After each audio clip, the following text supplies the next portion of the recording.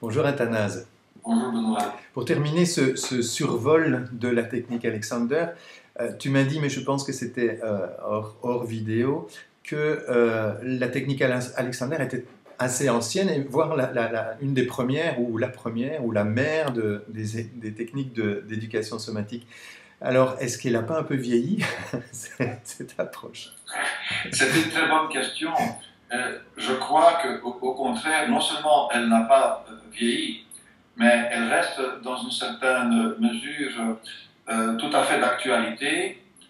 Et simplement, il existe aujourd'hui toute une terminologie qui est à revoir. La terminologie Alexander a vieilli, la manière d'en parler a vieilli. Aussi certains concepts, je veux dire, de la neuroscience sont venus maintenant appuyer ou préciser certaines intuitions, on va dire, qu'Alexander avait.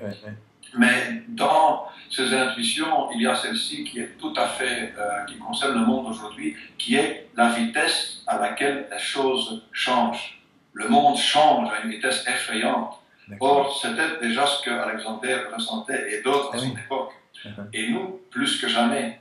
Et de là l'importance de développer consciemment une capacité à pouvoir gérer le changement. Il y a aujourd'hui énormément de gens autour de nous qui sont dépassés, et la raison fondamentale quand on s'y approche, c'est que les gens sont figés dans leur corps et dans leur pensée. Et donc avoir à sa disposition un outil qui vous permet de monitorer en quelque sorte la capacité à rester disponible, je pense que c'est plus que d'actualité.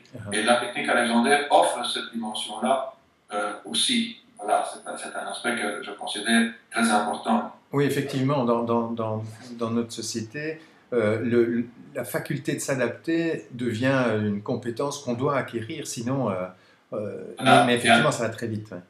Et Alexander considère que c'est la première compétence à acquérir, qui est celle-là. Donc, qui est la capacité à ne pas entrer dans du nouveau avec de l'ancien, avec ce qui est connu. Et donc, avoir un outil à sa disposition pour laisser en suspens ce qui est connu, pour s'ouvrir à ce qui n'est pas connu.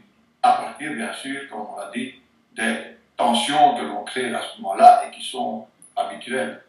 Mais le but, c'est celui-là. C'est de pouvoir ne pas rester figé fondamentalement. D'accord. Donc très moderne en fait, comme approche. Beaucoup plus qu'on pourrait le croire de plus d'abord. Okay, merci beaucoup Athanase. Merci Benoît.